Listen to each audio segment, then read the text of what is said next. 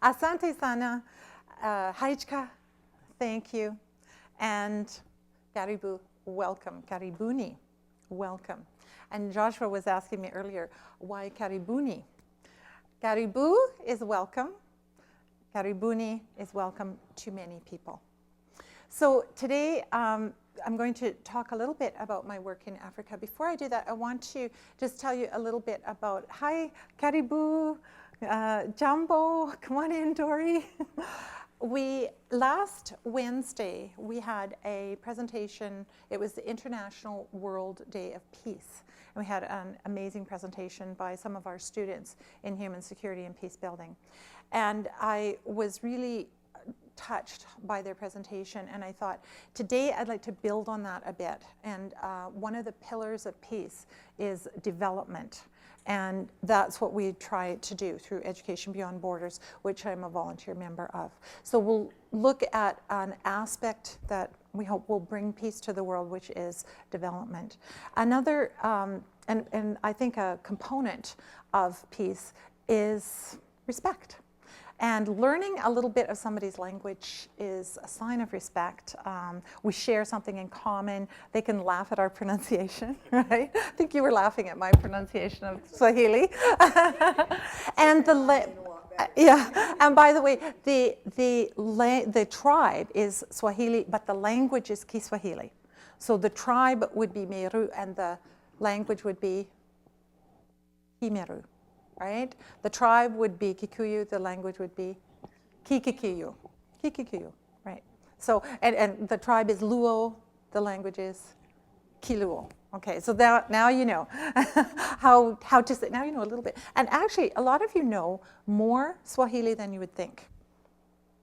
Does anybody, now I know you know how to speak Kiswahili, so you're exempt from this, but does anybody know of some Kiswahili words that we use commonly in English? Oh, yes, you do, you do, you do. If I told you that I was going on a trip in Africa where I was going to be looking at the wildlife, you would say, oh, Marianne, you're going on a safari, directly lifted from Kiswahili. If I said, oh, I wanted to find something on Use Victoria and Craigslist, where else should I look? You would say, and Kijiji means village in Kiswahili.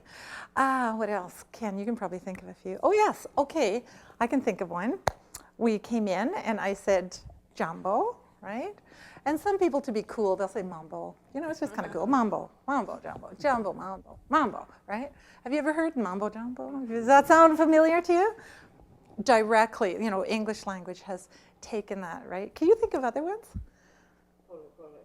Oh yeah, pole pole, they always say that in Kenya, but I don't think we say that here. Okay. But I think banana and zebra might also be taken from that. I'm not too sure. So there's your language lesson. And there's the flag of Kenya. And I thought you should see the flag because they do really use those colors a lot in all their jewelry, and they just really believe in those colors, and there's a meaning for those colors too. Karibu, come on in, Jambo. Today what I want to do is just talk for about 45 minutes. I'll tell you a little bit about my work in Africa, starting with a little bit about Kenya itself, some of the culture, some of the artifacts, and some of the statistics about it. And I want to end at about 12:45. Colleen is going to give me the thumbs up when it's 12:45 so I don't go over, because some people may have a 1 o'clock meeting, but if you want to stay, you can by all means stay. Jambo, Karibu, come on in. We're just getting started.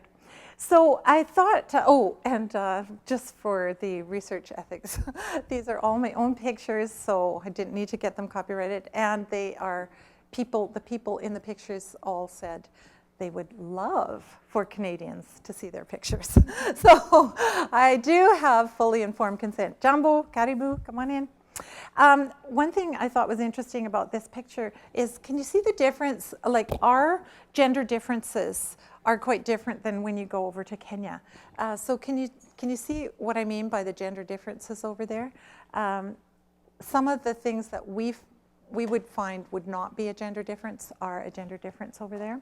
So let's see, who is wearing more jewelry, the men or the women? would you say?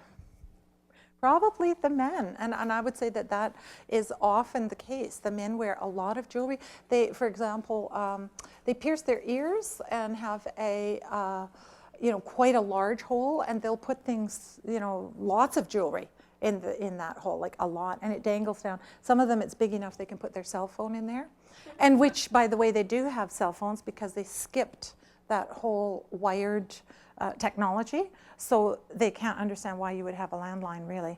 It doesn't quite, they don't quite get that, because it was from no telephone to a cell phone, no in between.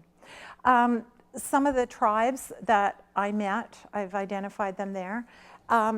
Each tribe speaks its own language, and within their own little region, they learn this language, speak it with their small community, but when they go to school, they immediately are plunged into immersion of Kiswahili and English.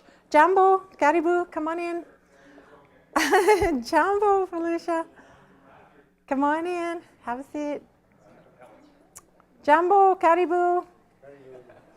You've already missed half of your language lesson, so I hope you know what it means. Oh, come on in, Alan. There's room for you right here, if you like. Okay.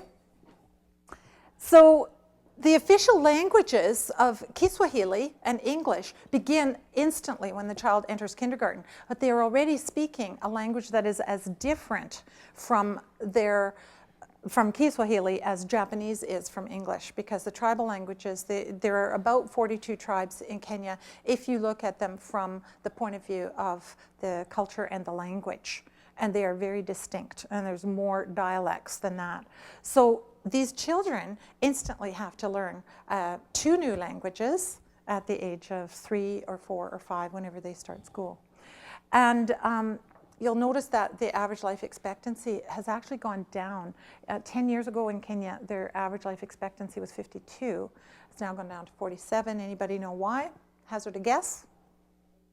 What that might be? It's AIDS. Yeah, absolutely. It's endemic, and it's destroyed almost an entire generation. So there's a lot of grandparents raising their grandchildren because the parents have died. That age level has died. Who here has tasted ugali? Put up your hand. Have you ever had an ugali? Yeah, what do you think of it? It's quite bland, actually. It's very bland. I thought if you could add a little butter and something to it. And can you tell us what's in ugali? Yes, it's just basically corn flour and water, and mixed up and heated up. And as one woman said to me, "Do you have an oven?" And I said, "Oh, yes, I do." Then she said it's even better when it's baked, but they usually make it on top of the stove. Now, I think you probably have heard about the drought in the Horn of Africa right now, and that was another question that I was asked when I went to Kenya was, when was your last famine in Canada? Because I was inviting them to ask me questions about Canada. It was, when was your last famine? And I said, I don't think we've ever had a famine. No, that couldn't be true. They were very skeptical. They were very, very skeptical that we'd never had a famine here. They said, well, when's your last drought? Oh, 1930s, right? I think that's about it. But just to hear people say that, they understand that famine is a fact of life. And when I was there, the famine factor was rated red, which meant that people were dying. And somehow it's really extreme now. What happens is first the animals die, and then the people begin to die as well. I brought along some Kenyan shillings, and so I'll pass those around if you'd like to look at some of the currency. I do have a number of artifacts up here that I want to pass around as we go. You'll notice that Kenya achieved independence only in 1963. It is a very young country by global standards, or at least by Western standards. And prior to that, who knows what it was called before 1963? Congo is another country. Just a guess. Just a guess. Nobody? Oh, I bet you know, Felicia. Do you know? No? Oh, come on. It's not that long ago. Oh, Ken, you must know.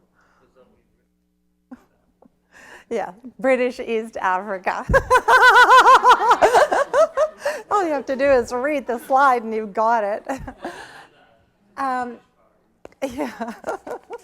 The Globe and Mail did a big spread on Africa recently. Well, this is about a year ago now, and they were calling it the year or the decade of Africa, because they are saying Africa has so much to offer the world. They are plagued with all kinds of problems, including, massive clear cutting. We have environmental students here. They'd be very interested in the environmental impact, because you can't help but miss it when you go there.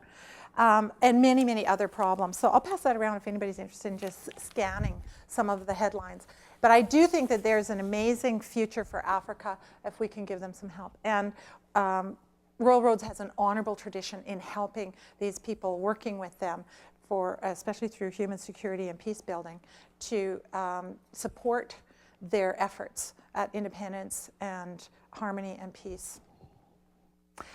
People are usually interested in the wildlife, so I thought I would take some. Yes, they gave me their permission too, Colleen. They just said, take my picture. The wildlife is amazing. That's not what I went for, but I do find it pretty spectacular to see the animals in the wild, in their natural habitat. One of the things that many of the wildlife preserves are doing is they're working with the people on the margins of those preserves, because poaching has been a real problem in the past.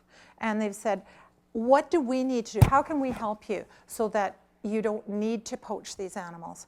And what they have said is, we need roads. Okay, fine, we will build you roads. If the government is unable or whatever, doesn't build you, we will build you roads. What else do you need? We need access to marketplaces. We will help you with that. So they're starting to work hand in hand with the villages, the communities outside of there, and they're having great success. They're now feeling that they need to protect. They're really taking a lot more interest and pride in their animals. We did watch lioness feeding, and saw the lion. And this chimpanzee is not native to Kenya, but when there were problems in Rwanda, Jane Goodall sent 34 chimps, orphaned chimps, to Kenya, and they're now in a sanctuary there. And the leopards, of course. In this picture, you can see Mount Kenya in the background. We were up in the Laikipia and Naivasha districts of Kenya. And then the hyenas, of course, and they are quite the scavengers. I wanted you to see that, and I don't know how well you can see that, but the markets are not what you would think. Like here in a marketplace, you usually would have a table, or, if you want to go to a flea market, you're going to rent a table for $15 or something. But here, just spread your little blanket or piece of plastic on the ground, pile up your wares, and there you've got your instant market. Some of the carvers are amazingly talented. They work very hard, and they have beautiful carvings. I brought you, for example, one carving. This is a man named Simon, very talented. He didn't actually do this, but I wanted to show you that ebony grows in Africa, it grows in Kenya, and it is black on the inside and white on the outside. I don't know how the tree does that, but it does. Somehow manages to do that. And the reason I bought this block of uncarved wood is so you could see that this is actually the real thing. I mean, they have carved it, but they have just shined it up a little bit, but they haven't had to blacken the characters on the inside there. So I'll pass that around too. And the people who are doing this are working away very hard every day in their little homes. And this, for example, is Simon's office. This is the outside of this is where he does his work every day. And he's very proud of the work he does, and he is a master carver. But we wouldn't think of that in our society as being an office. But he's very proud of it, and he has a lock on it. Another thing that I found interesting is the traffic, because everything is very colorful over there. They do paint things in bright colors, And they use every mode of transportation that they can. Most people are quite geographically limited to their communities because they really can only go as far as they can walk or ride their bicycle. So that brings a strong sense of community, but also they are limited in how far they can go. But bicycles are no limitation. I mean, it is absolutely amazing. Some of the pictures I couldn't get, a guy taking his goats to market on the back of his bicycle. Live goats on the back of a bicycle, and I just couldn't get the picture out the window, but you can imagine. This fellow had shoes, like, I don't know how many, like maybe 60 shoes on the back of his bicycle. And they're able to do it. This person has got newspapers. I think that was just for recycling. Amazing. The bicycles are ubiquitous, and you can see in the background there too, and Alan, you'll be interested in the colors, the architecture. They love those bright and colorful colors. Do they do that in Tanzania as well? That kind of bright blues and yellows and so on. And of course, people pile into the back of a truck, and you know, I guess seatbelts are not necessary, I think.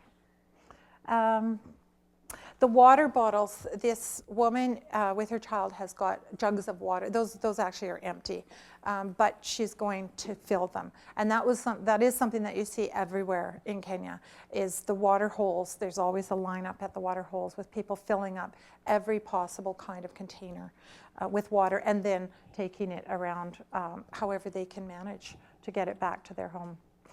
This one I found was interesting because I could not understand how they can control their animals so beautifully with only a stick. You will notice there is no bridle, there are no reins. How do these donkeys know when to go and when to stop? I don't quite get it, but they do. They're absolutely wonderful. And all he's got is a stick. And people do use a stick a lot. Everybody carries a stick with them. They're useful for so many things. They keep the small children in line. Just a gentle little, they use it for everything. And there's the cattle are grazing. They thought it was very odd when I told them that our cattle are enclosed. They actually only have a place that they can eat that is fenced off. And they thought that was very odd. Like, why would you do that to your cattle? Because their cattle graze, and then they come back at night, and then they graze again. And that's just the way it's done. Caribou, Jumbo, come on in, sit down. And as you can see, I was quite interested. Well, there's an example of what I was talking about with the cattle. This is a Maasai, and they love their cattle, and they count their wealth by their cattle, and they're just that's a very common scene, that they're just in the road. They'll move over so that you can get on the road. And there's another one, a fellow taking his water back home, and he's doing that for the village. It's not just for his. They will buy a communal donkey and cart, and then take everything back together. Now, any questions? Because you can feel free to interrupt. I don't have this scripted. Does anybody have any questions as we're going along? Well, I'll just speak up. I thought you might be interested in the food. So my favorite food was mukimo. It's made out of pumpkin leaves, mostly pumpkin leaves, and a few vegetables. This was a typical dinner for us with mukimo rice, carrots, and they had slaughtered a cow for us when we went there. This was at the Utumishi Boys Academy in Gilgil in the Naivasha district, and they slaughtered a cow, so we were quite happy to have it, but it was a bit gristly. I was very honored, but I was honored to have it. There's the ugali. Doesn't it look just like mashed potatoes?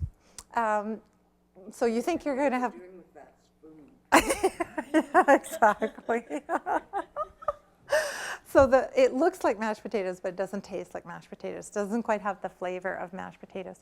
The collard greens are very popular. Everybody they're almost like spinach.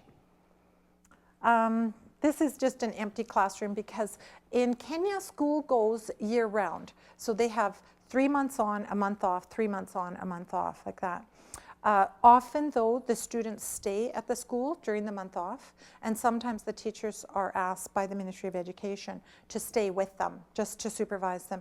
Sometimes they for many reasons, they'll stay at school. For example, there may be domestic violence happening at home, or their family is very mobile and following the herds, and with the drought, they could be anywhere and they don't know where their family is. They can't find their family. So there's many reasons that they want to stay at school, and sometimes they'll just study for that month and kind of look after themselves almost. So we had empty classrooms, which is what we use for professional development for the teachers. But somehow word of mouth got around that these Mzungus were coming. Has anybody figured this out yet? I know you know what it means. Has anybody figured out what Mzungu means yet? I know you know. I know you know. It's a little joke. What is it? Yes, it's a white person. A foreigner is a Mzungu. So when I was there, I was a Mzungu, and I thought that was funny. So they heard that these Mzungus were in their region, and they came from many miles to see us and just to have their picture taken, to, we were honoring them by being there. That's how they felt.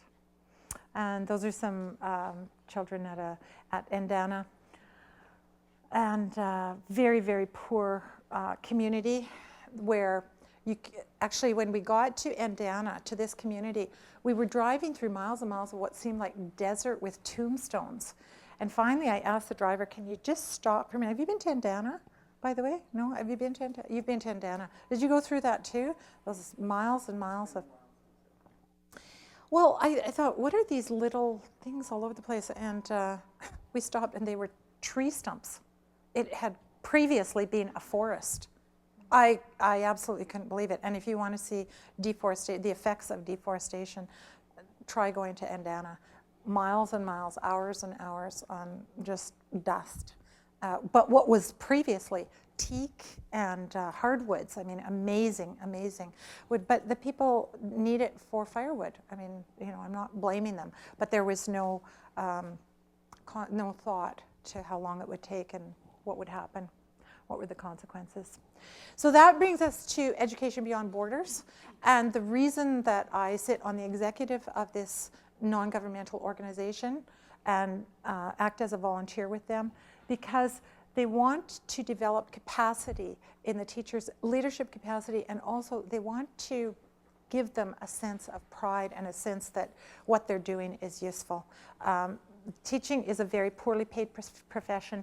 Two of the young men that I was working with were planning to leave teaching and go into the military because they would have more credibility, better pay, better holidays, everything better than being a teacher. And some of the teachers are quite burned out.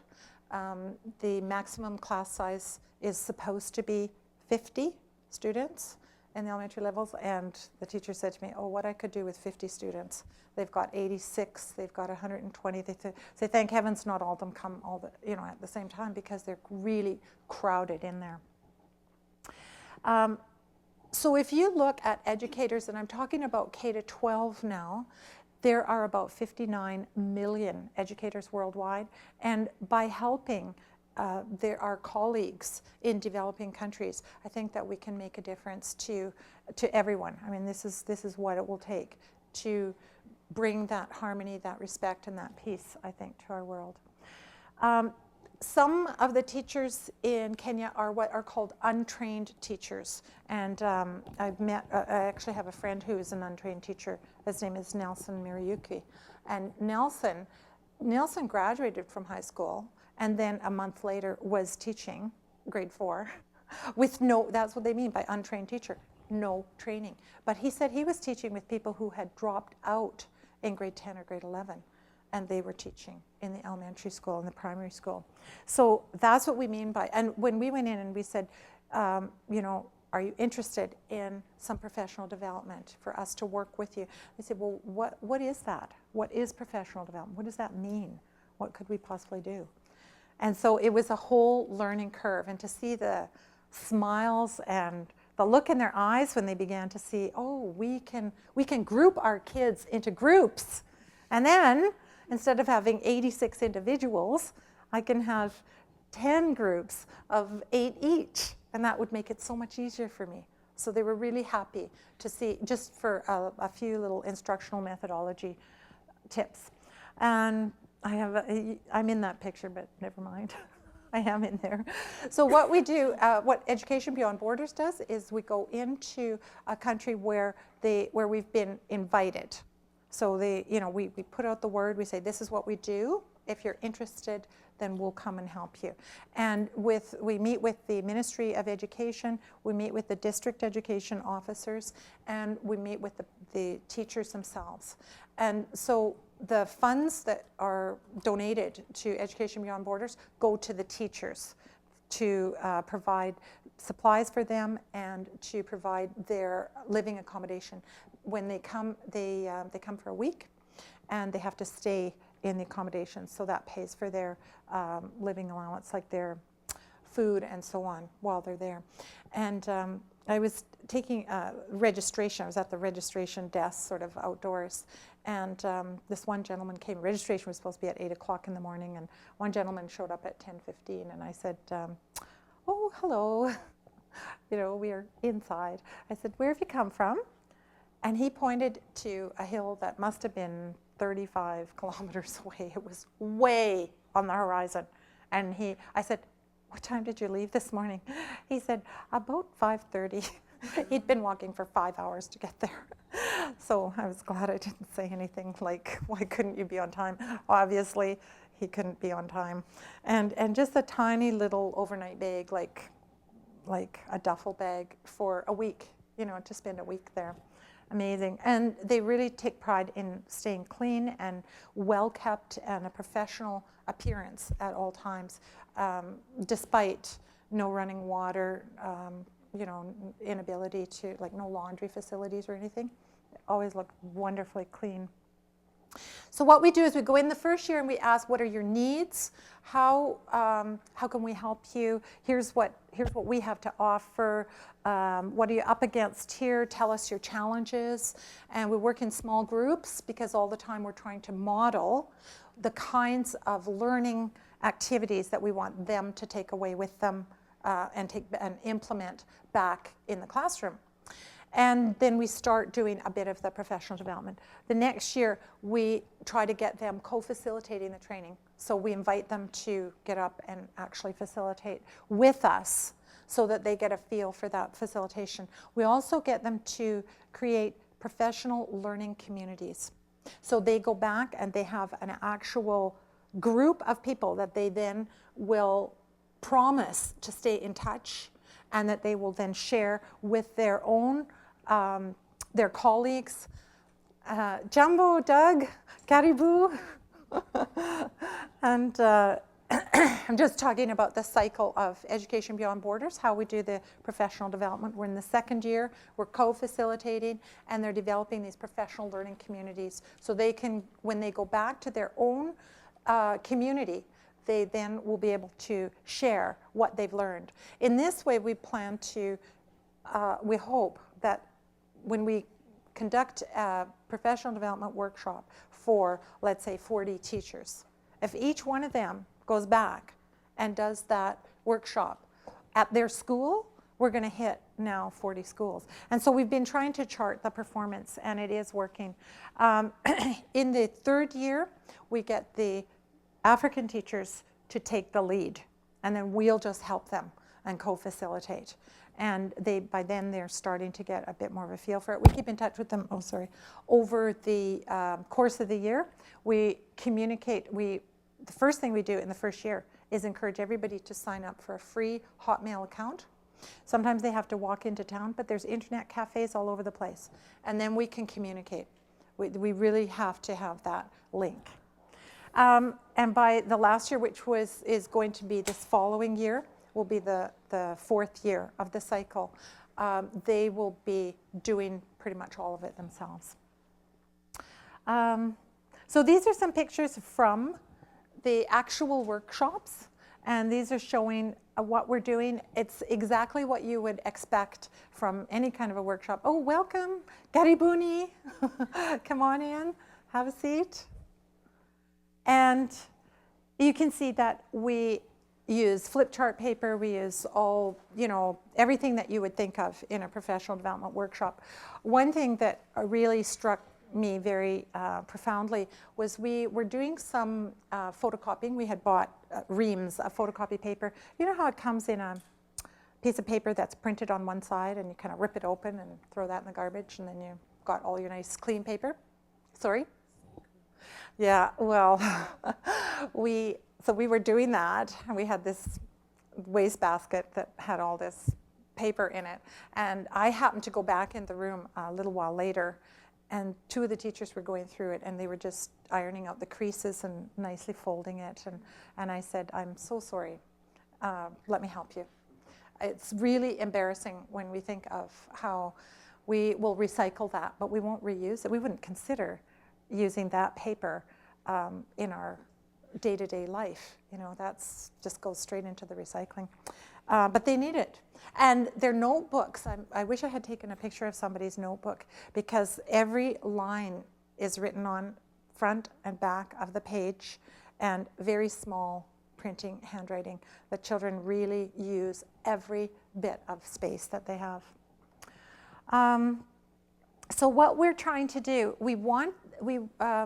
as I said, these teachers are mostly untrained teachers. So what they think is teaching is just standing up in front of children and drilling things into them. That's the way they learned, and that's how they think that people learn.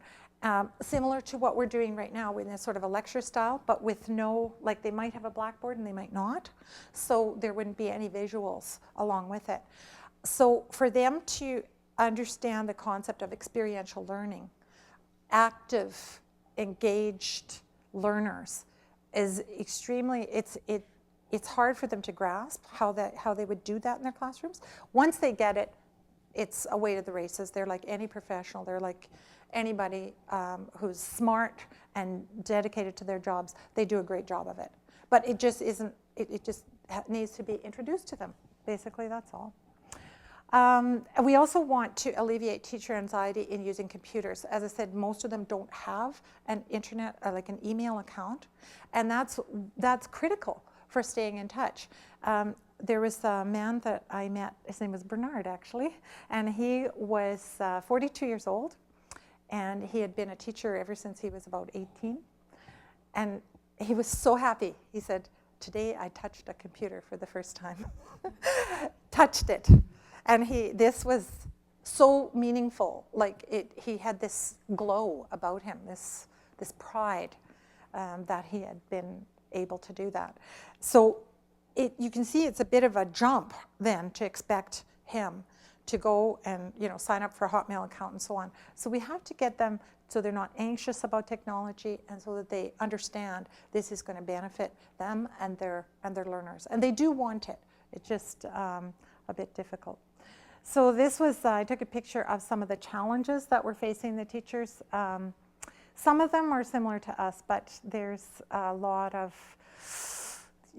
for example, only about 10% of the students will do their homework because they don't have electricity. And so as soon as it's dark, these little kerosene lamps really do not shed much light. It's hard for them to do that. And also, especially for the girls, when they get home, they're expected to do the chores. They are, they've been allowed to go to school.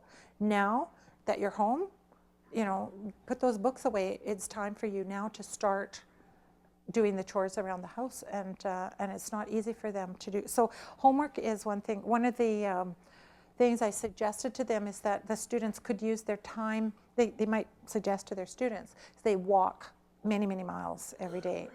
Many of them will walk an hour and a half to school and an hour and a half back. And I said they could use that time to work with each other, like their own little professional learning community. The students themselves could do that. And they thought that was a good idea, so they may be doing that now. Some of the students have to stay at school because they live too far. Like their home is very, very remote. And so most of the schools that we were at, we were in the rural regions, they have to have overnight abilities for the kids to spend the night there, because it would be maybe 4 or 5 hours of walking. They wouldn't be able to find their way back home after school. So, and their parents move around because they're very nomadic. They're following the herds. Doug? Marianne, I'm wondering if you can comment on the 15th challenge. Lack of adequate forms of expression. There's very little, well, there's no technology in the schools. There's a blackboard, and some of the students don't have any writing tablets or anything like that.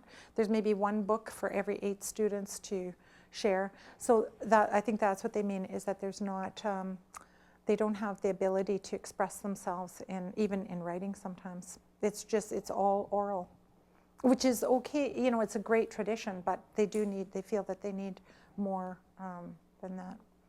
Does that make sense? One thing that I did notice, though, because my specialty is secondary education, and the students have no trouble sharing. As I said, there's maybe one book for every 8 students. There's no trouble. Like, they don't mind at all. It's absolutely something that, you know, you just pass it on. They never write in it. They don't mess it up. They don't say, oh, it's mine. They just, oh, okay, I'll finish this, and then they pass it on and they share. Because the culture is much more collective than our culture is very individualistic. How's our time, Colleen? 12:38. Good. We've got lots of time for questions. And so I was going to show you on the map of Africa where I actually went with the year that I went to Kenya. And Naivasha and Laikipia are both, they're quite remote from, in terms of, there's a difference between the rural regions and the urban. When you're in Nairobi, you're in a big city. When you're outside of it, you are back in time. And that's what we wanted to do. We wanted to go to back in time. We met a man who is, actually he runs some of the schools in Kibera. Has anybody heard of Kibera? Do you know what I'm referring to? It's do you know what it is? Yeah, I think it may be the largest in the world, and it's in Nairobi.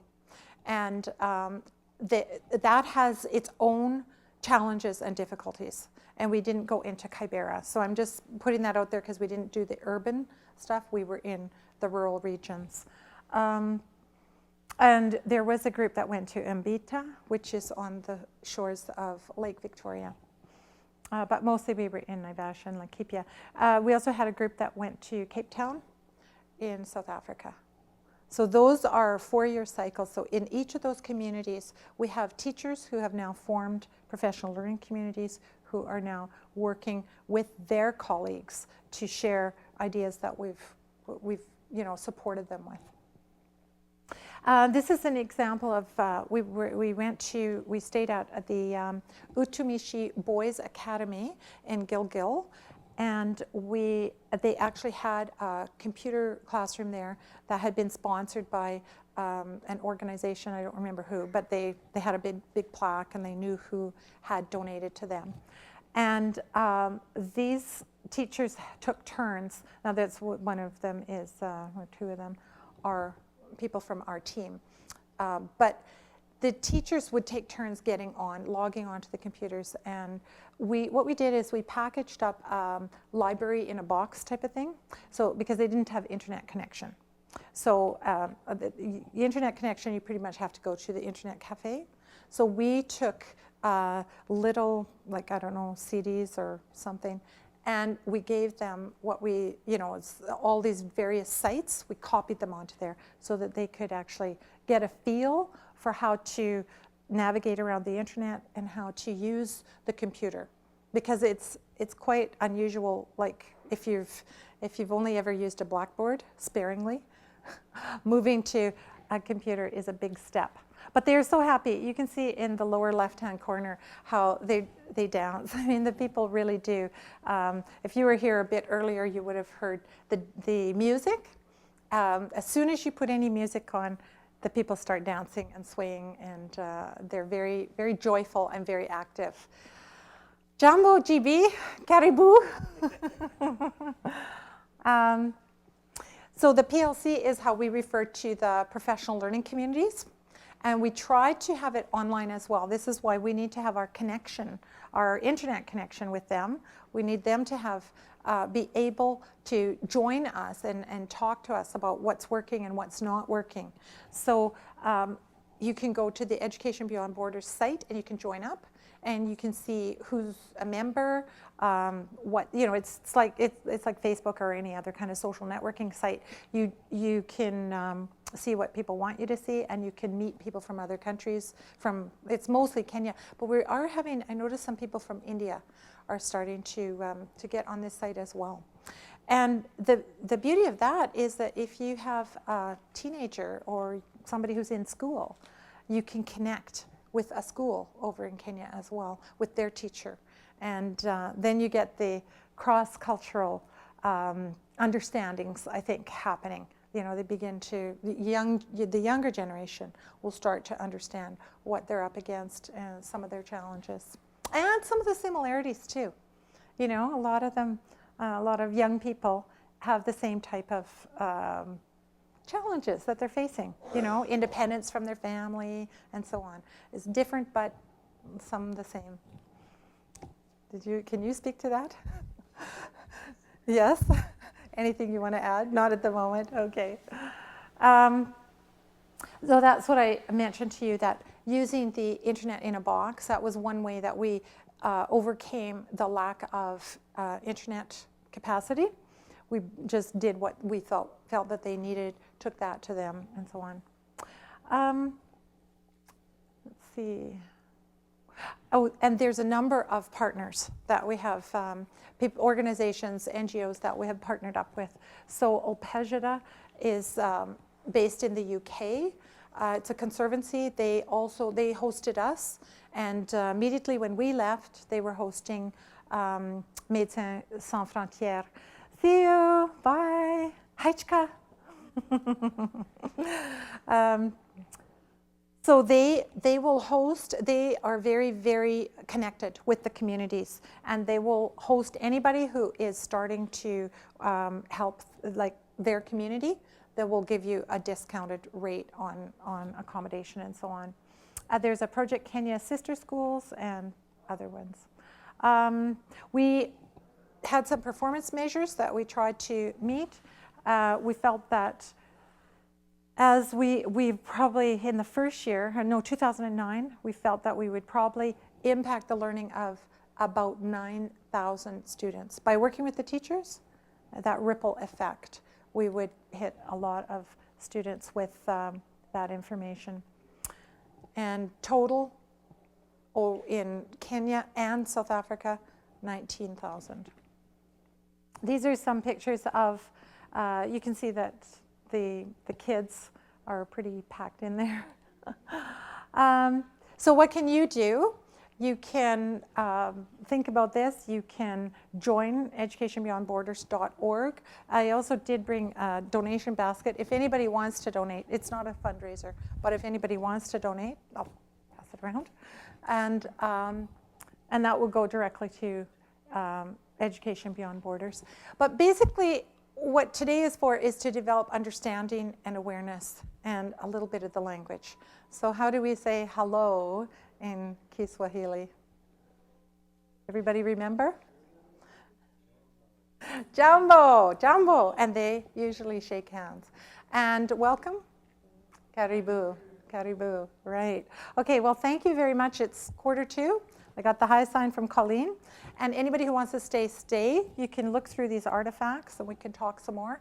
But I know that people have 1 o'clock meetings to go to. So if you must go, then go. And thank you again for joining me today. Asante sana.